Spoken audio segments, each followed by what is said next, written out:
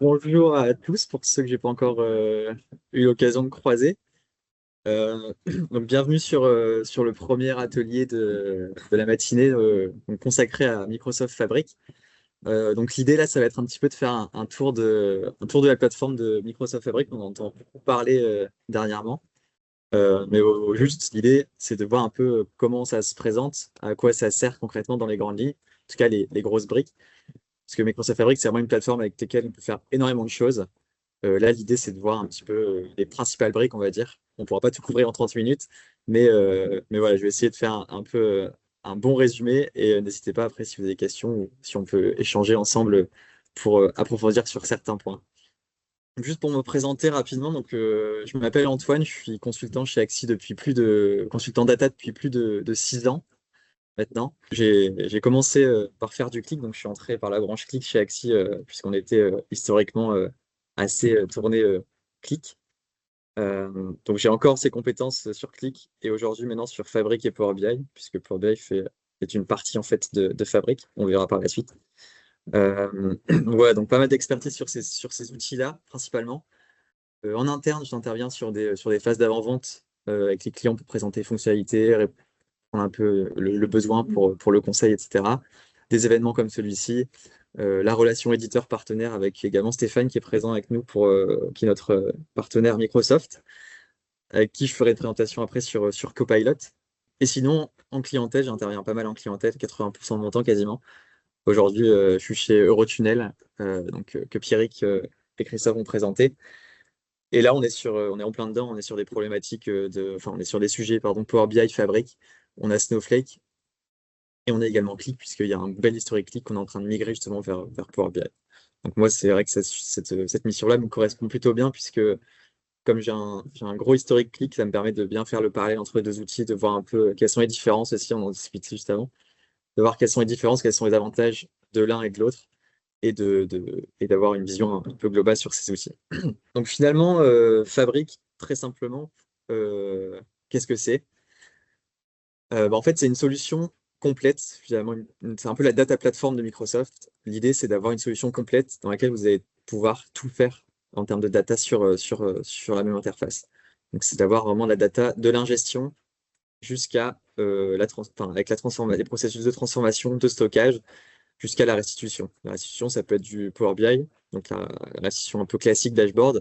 On peut aussi aller jusqu'à la data science, l'analyse en temps réel, et de l'intelligence artificielle aujourd'hui, on ne peut pas y échapper. Donc voilà, donc là, il y aura une slide suivante qui va permettre d'imager un petit peu tout ça avec les différentes briques principales. Et ensuite, on ira directement dans l'outil. Pour cette présentation, j'aime bien faire ça, juste aller en live dans l'outil, dans la plateforme, comme ça, on voit un petit peu c'est du concret et on voit comment ça se passe sur Fabric. Donc, comme je disais, Fabric, hein, le concept de Fabric, c'est d'avoir une plateforme unifiée de bout en bout. C'est pas non plus des outils qui sont tout nouveaux, ça existait déjà avant dans l'écosystème Microsoft. En fait, c'est une convergence de services qu'il y avait avec Azure. Je sais pas si pour ceux qui sont familiers avec Microsoft, on parlait d'Azure Data Factory, de Synapse, de Power BI. C'est un peu une unification de tout ça sur une plateforme cloud. Voilà, et l'objectif, on l'a dit, hein, ça va être de gérer tout le cycle de la donnée de bout en bout. Donc pour ce faire, première brique, ça va être ce qu'on appelle Data Factory, qui va permettre ici d'ingérer et de stocker la donnée. Donc là, on va avoir plusieurs outils qui vont nous permettre de faire ça. Pour celles et ceux qui connaissent Power BI ou Microsoft Excel, vous avez Power Query, en fait, le moteur Power Query, qui finalement se base sur le langage M et qui est finalement intégré complètement dans Fabric. Donc ça, c'est ce qu'on appelle les data flow Gen 2. On verra par la suite, c'est un peu technique. Euh, Ensuite, vous avez la brique Analytics, qui va plutôt être faite pour le traitement massif et potentiellement de traitement massif des données, pardon, et potentiellement le machine learning. Donc là, on aura par exemple des fonctionnalités de notebook. Donc là, on va écrire en Python, en Scala, en PySpark, en SQL pour faire finalement tous les traitements qu'on veut. Donc pour soit de la transformation de données, soit du data science par exemple. Ensuite, vous avez tout ce qui est databases, on l'a dit, hein, on peut aussi héberger notre stockage, notre donnée pardon, sur Fabric. L'idée, c'est d'avoir tout au même endroit. Donc ça peut être du stockage et du requêtage SQL, on a aussi NoSQL.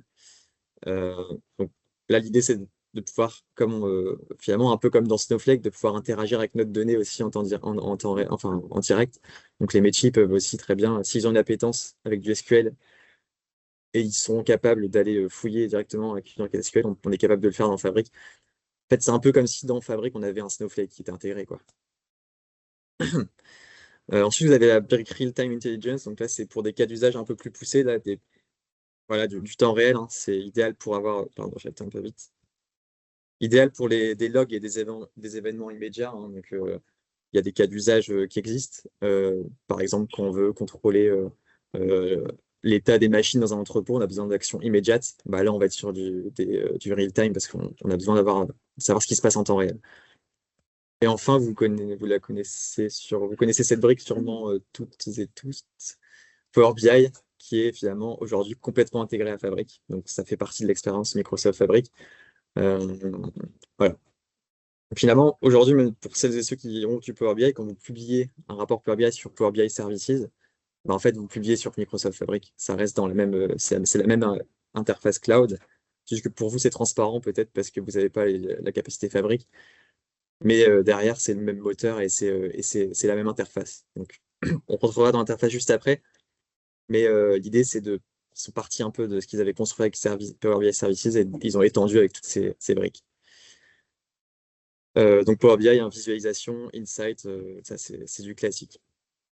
Et enfin, toute cette plateforme Fabric, c'est aussi ce qui différencie un peu, enfin, il y a trois piliers transverses sur cette plateforme qui sont importants, surtout celui-ci, OneLake. Donc tout ce qu'on va mettre dans Fabric, tout ce qu'on va faire dans Fabric, toute la donnée qu'on va mettre dedans, ça va être stocké sur un OneLake.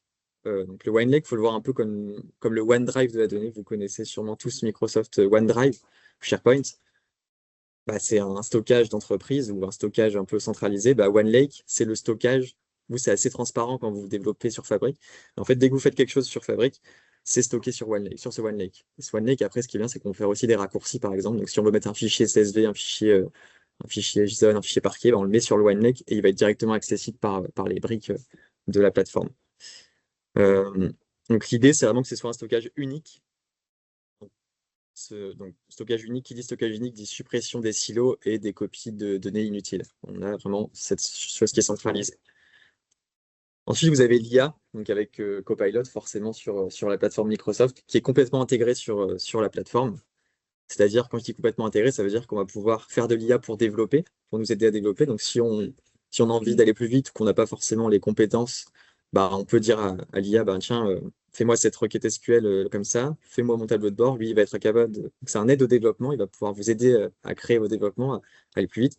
Et il va aussi pouvoir répondre à des questions utilisateurs. Vous l'avez vu avec la démonstration de Christophe sur Snowflake, bah, en fait, il est tout à fait possible de faire cette chose sur Microsoft Fabric en créant un agent, plusieurs agents qui seront directement intégrés sur la plateforme. Donc, l'idée, c'est d'accélérer à la fois la productivité pour les développeurs et aussi de pouvoir interagir, que les métiers puissent interagir directement avec la donnée en langage naturel. Et enfin, toute la partie sécurité et gouvernance, pardon. Donc là, on a une gestion qui est voilà, en Microsoft, donc pas mal de certificats prouvant un peu tout ça, avec une gestion centralisée des accès, la protection des données sensibles, la traçabilité et la conformité. Voilà pour un peu la slide un peu marketing qui montre un petit peu tout ce que peut faire l'outil. Euh, S'il y a des questions, n'hésitez pas à me couper. Mais sinon, ce que je vous proposais, c'est. Ouais,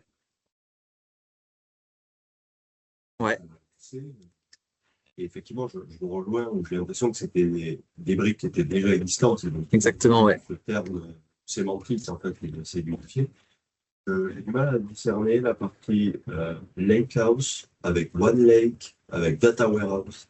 Enfin, qu'est-ce que c'est vous allez l'expliquer peut-être. Bah, on va y venir un petit peu, mais c'est vrai que en fait, Fabric, c'est une énorme boîte à outils, on peut faire plein de choses. Et il y a en fait, on peut des fois faire la même chose de plusieurs moyens.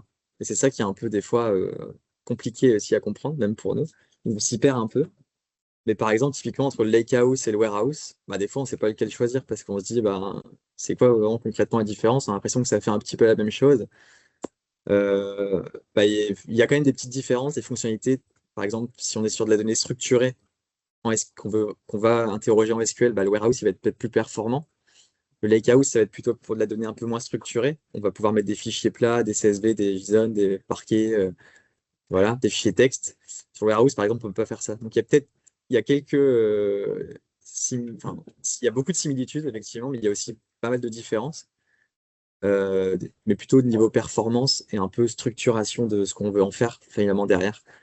Euh, voilà. Après, il y a des connecteurs aussi, en termes de connecteurs, qui sont disponibles d'un côté et pas de l'autre. C'est un peu comme finalement quand on teste et quand on tâtonne qu'on se rend compte de certaines différences. Mais c'est vrai que c'est assez subtil. Et finalement, il n'y a pas de vérité absolue, c'est-à-dire qu'il y a des projets où on pourra très bien se dire, bah, en fait, on prend uniquement un lakehouse et ça suffira. Il y a des projets où va avoir besoin peut-être d'un lakehouse, d'un warehouse, ou peut-être dans des projets où par exemple, on peut avoir deux ou trois lakehouses, on n'est pas vraiment plafonné à un nombre d'items, hein, mais c'est vrai que la différence est assez fine et c'est pas toujours évident à choisir dans un premier temps. Mais moi, j'ai tendance à dire que enfin, j'ai tendance à, ce que je fais souvent, c'est j'ai tendance à dire que le lakehouse, c'est un peu le point d'entrée de la donnée. On a la donnée un peu moins structurée, donc la donnée un peu bronze, on va dire. Et quand la donnée commence à être un peu plus structurée, agrégée, à destination peut-être des métiers, passer peut-être sur un warehouse. Euh, voilà. Big data, peut-être. Les cas, c'est big data, on met un peu. Ouais, pour moi, c'est un petit peu ça, ouais. Ouais, Et le data warehouse, ça va être vraiment la base finale pour le data viz, qui est exactement, ouais. structuré et qui agrège l'ensemble de Ouais, tes sources. ça peut être comme ça, ouais. Ouais, pour moi, c'est un petit peu ça, grosso modo, l'idée derrière. AWS, ça Ouais. peut être similaire. Et on peut aussi créer des schémas à l'intérieur du lakehouse et du warehouse pour aussi regrouper un petit peu schéma bronze, schéma gold, schéma silver. Mais en fait, on peut le faire aussi tout dans le warehouse, donc c'est pour ça que c'est un peu confusant des fois. En fait, il y a vraiment euh, plein de possibilités différentes. Donc c'est bien, mais c'est aussi confusant des fois.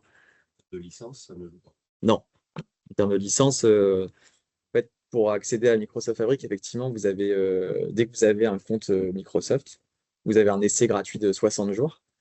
Donc, vous pouvez entrer très facilement sur la plateforme. On est sur du Microsoft, donc enfin, si vous êtes déjà dans l'écosphère Office 365, c'est simple. Vous pouvez faire vos tests, ça ne vous coûtera rien, 60 jours. Et après, si on veut mettre en production, ou avoir, en tout cas souscrire, ben, on va retrouver tout ce qu'on a fait forcément en développement dans notre capacité.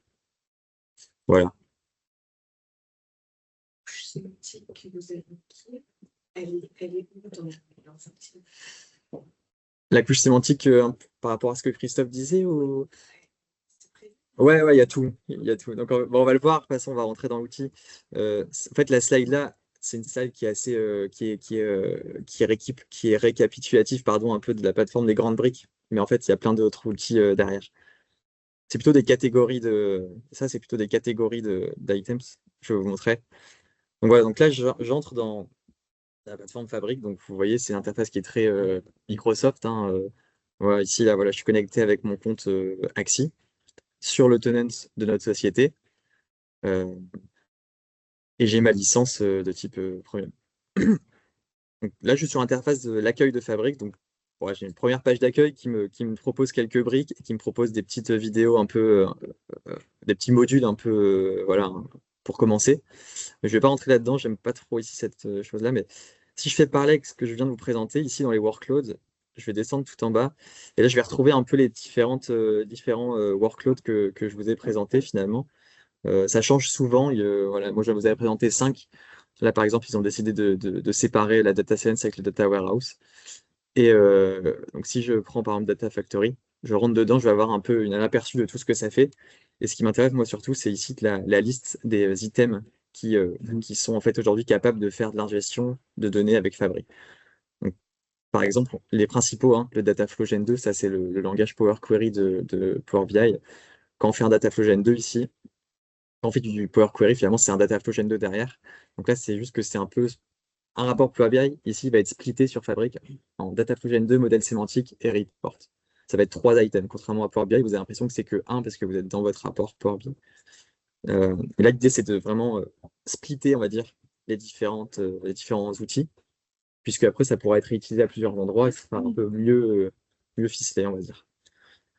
Donc ça c'est voilà, la partie Data Factory. On va pas toutes les faire, mais vous avez beaucoup d'items différents.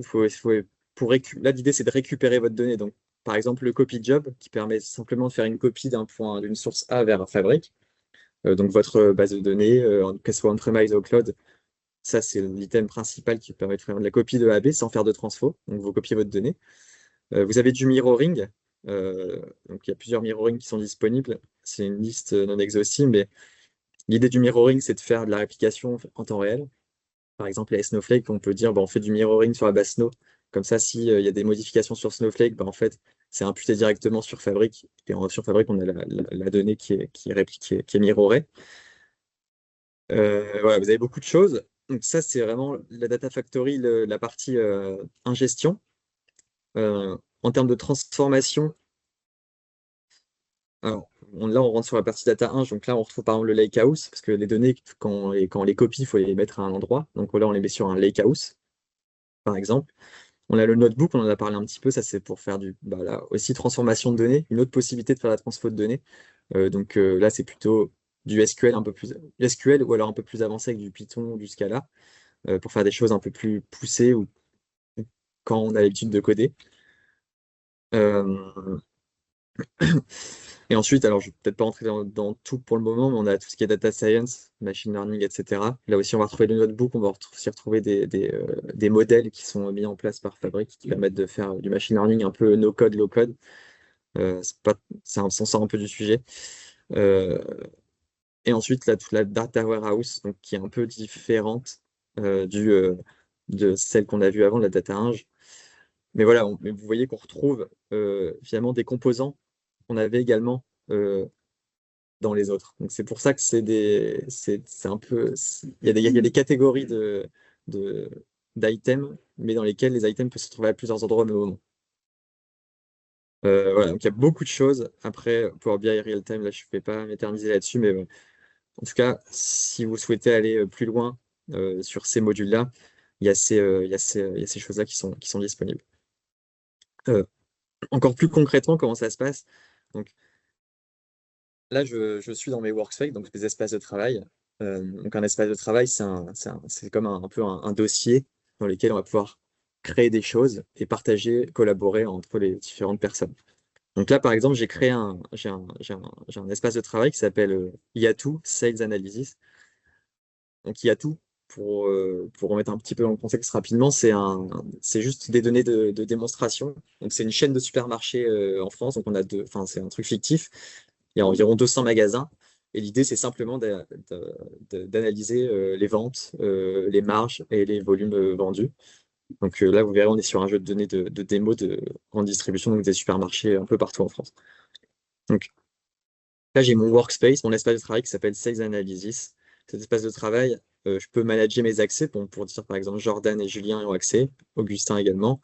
Je peux ajouter des gens, des groupes, des personnes, des groupes. Donc tout ça, c'est des choses qui sont possibles. Et ça permet à la fois de partager, mais aussi de collaborer entre nous. Donc, si Augustin a envie de créer un rapport Power BI sur base de ce que j'ai déjà fait ici, il sera en mesure de le faire. Une fois qu'on est dans un workspace, on a ce petit schéma qui est assez sympa, visuellement, qui permet de comprendre un peu ce qui se passe, ce qui se fait dans cet espace-là. Donc là, c'est toutes mes étapes, c'est un peu finalement une slide qui me permet de récapituler pardon, tout ce que je fais là-dedans. Donc là, qu'est-ce que je fais? Je viens chercher ma donnée. Je viens la mettre dans une couche bronze, je fais mes transfos, j'ai ma couche gold. Là, j'ai pas de couche silver parce que j'avais jugé que sur ce projet-là, c'était pas nécessaire. Je passais directement de la bronze à la gold. Euh, et ensuite, je partage ma donnée, donc soit par l'intermédiaire d'un report Power BI, ou par exemple ici, possibilité de le faire via une API pour peut-être que ma donnée, j'ai envie finalement qu'elle soit exploitée aussi dans mon site web pour mettre le KPI sur mon site web ou autre besoin avec les API. Donc là, quand je descends un peu, j'ai pas mal de choses voilà, je vois pas mal d'items.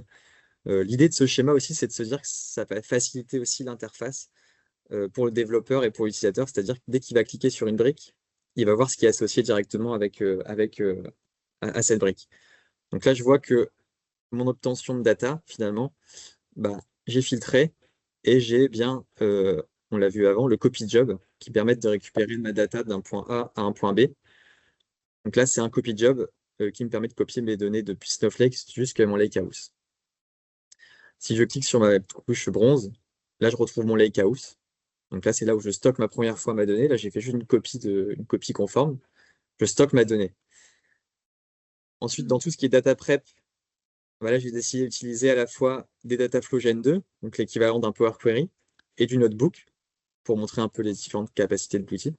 Une fois que je suis sur le notebook, je peux coder, hein, je l'ai dit, en SQL, Python, Scala, entre autres.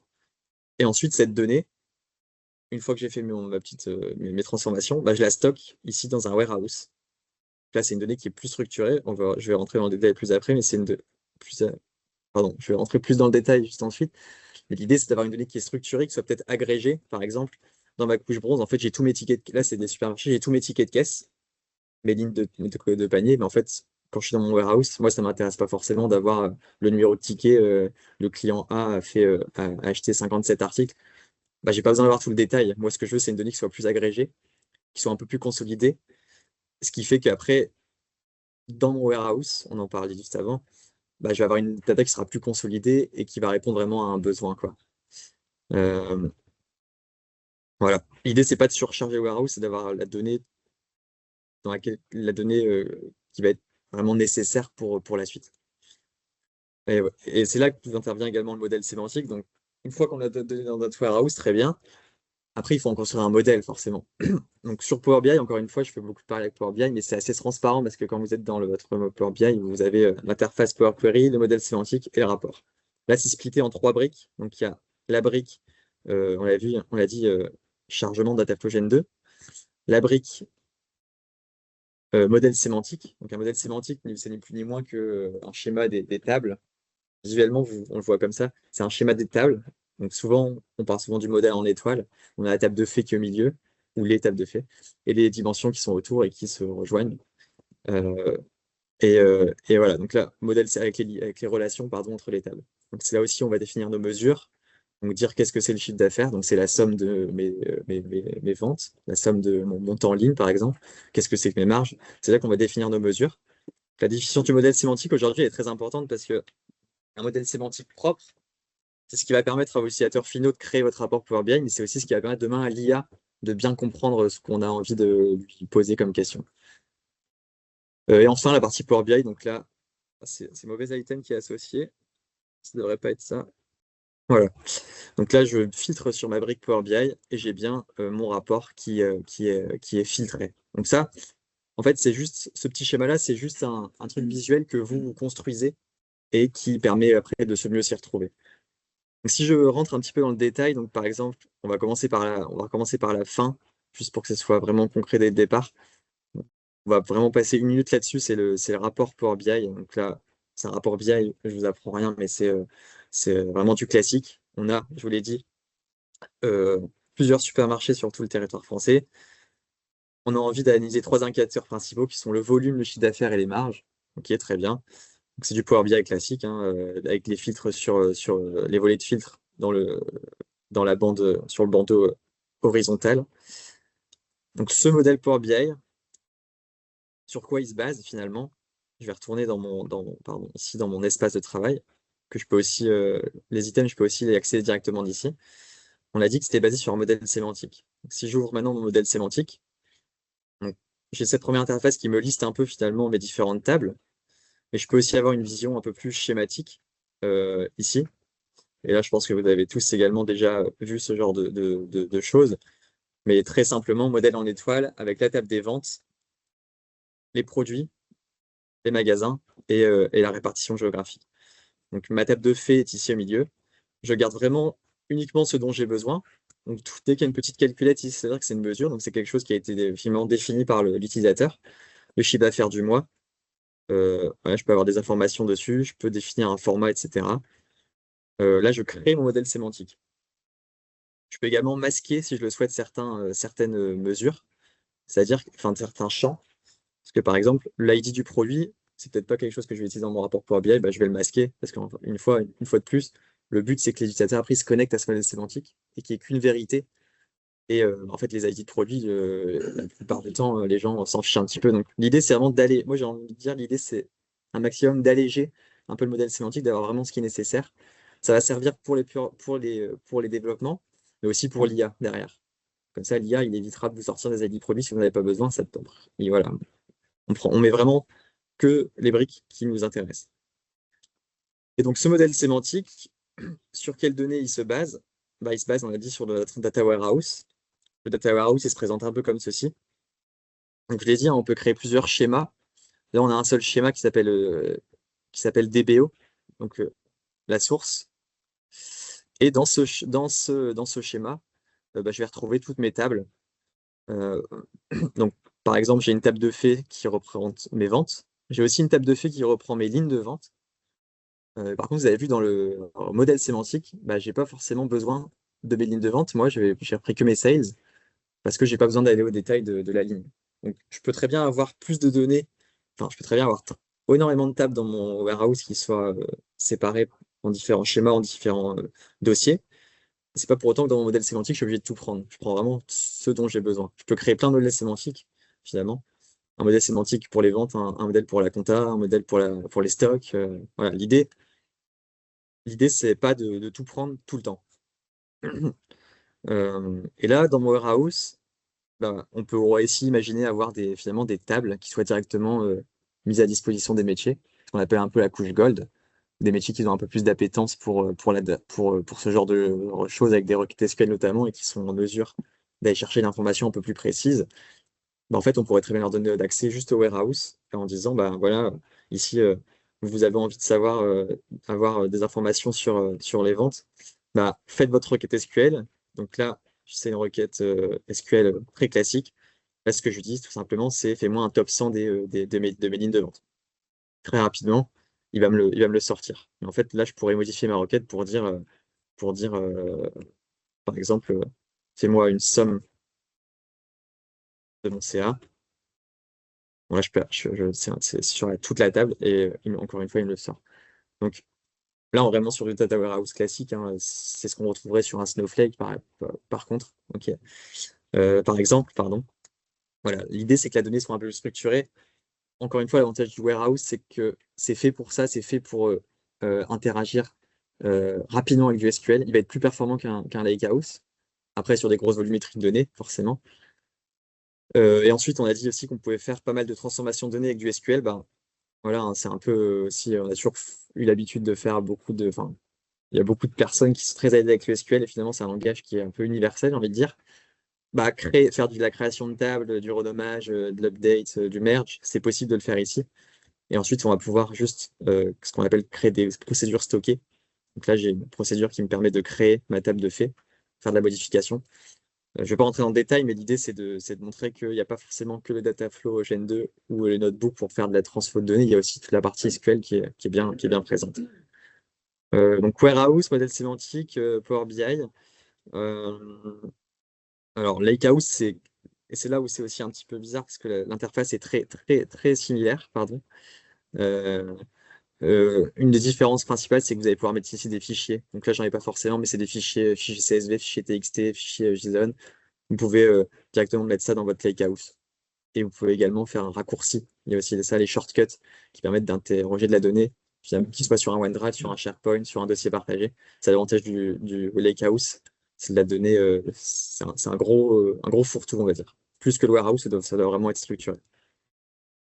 Euh, et enfin, alors, j'ai parlé du Dataflow, des Dataflow Gen 2. Donc là, pour celles et ceux qui connaissent Power BI, vous n'allez pas du tout être perdu puisque c'est vraiment l'interface Power Query, donc dans laquelle vous avez vos requêtes sur la gauche. Là, c'est vraiment de l'ingestion et de la transformation de données en no-code. Donc voilà, la connexion a sauté, pardon. Mais l'idée, c'est d'avoir ici la possibilité pour des gens qui sont pas forcément très à l'aise avec le code ou qui n'ont pas forcément les compétences, de pouvoir faire de la transformation de données assez rapidement. Donc là, on est sur du Microsoft, donc c'est assez facile de s'y retrouver. Vous verrez que voilà, on dirait qu'on est limite un petit peu dans Excel. Euh, et toutes ces requêtes, finalement, qu'on a sur la gauche, après, on va pouvoir donner une destination. Là, je fais un certain nombre de transformations et ensuite, j'ingère ces données dans mon warehouse. Donc là, je peux très bien dire, viens me chercher les données là, dans ma requête, viens me chercher les données de mon lakehouse, fais un certain nombre de transfos et mets dans le warehouse. Donc, c'est un outil de transformation de données. Mais il n'y a pas que ça. Il y a aussi, par exemple, les notebooks. Là, vous allez voir, c'est beaucoup plus euh, code. Donc un notebook, hein, c'est vraiment finalement juste une page blanche dans laquelle on peut écrire. Là, on est en Python, en PySpark Python. On peut choisir ici le langage préféré. Donc, du TSQL, du Python, du Scala, etc. Euh, et, en- et, euh, et voilà, donc là, et puis après, faire des petits blocs de transformation. Voilà, là, l'interface est beaucoup moins axée utilisateur, sauf si vous avez des appétences. L'avantage, c'est qu'on peut aller beaucoup plus loin là-dessus, c'est plus performant, ça peut aller plus vite et qu'on est en capacité de faire beaucoup plus de choses. Donc, il y a vraiment ces trois choses qui permettent de faire de la transfo de données, les data flow Gen 2, le notebook et le SQL finalement dans le warehouse qui permet de créer et de faire vos transfos. Euh, De performance, le DataGen 2, il est plus lent forcément, parce ouais, qu'il est très graphique. Et... bah, c'est une interface qui est plus graphique, qui est plus tournée au utilisateur. C'est pas le même moteur derrière. Le Python, on est capable de faire beaucoup plus de choses. Euh, Après, attention, parce que du coup, sur Fabric, l'idée, c'est de. Enfin, vous achetez une capacité, en gros, un pool, un compute, et vous consommez, ça c'est au terme de licence, vous consommez du compute. Et en fait, il y a plusieurs briques. Par exemple, le Python, le PySpark, il est très coûteux. Il faut faire attention aussi à ça. Et c'est là où on va se dire, bah, quelle brique va-t-on utiliser pour faire ce traitement? C'est un peu un bon dosage entre bah, finalement la rapidité, la puissance qu'on a besoin, etc. Ça, Donc, c'est la licence Fabric, c'est pas la licence Columbia. bah, en fait, il n'y a pas vraiment de licence Fabric. Pour entrer sur Fabric, vous devez souscrire à une capacité. Donc, c'est ce qu'on appelle. Donc, ça va de F2 à F2048. F2, ça veut dire que vous avez deux CU. Donc, c'est des computer unit, compute unit. Ça va 2, 4, 8, 16, 32, etc. C'est tous les types de 2. J'ai plus trop le temps, donc je vais essayer de faire vite. Donc, on pourra en discuter après, mais en gros, l'idée, c'est d'avoir une capacité, un compute qu'on va utiliser. Donc, par exemple, je vais exécuter un Dataflow Gen 2, ça va me coûter 12 CU. Voilà. Et alors, le 2, c'est par seconde. Donc, en fait, par jour, il faut faire un calcul, c'est 2 fois 60 fois 60 fois 24. Et on a du coup un pool de capacité qu'on peut utiliser.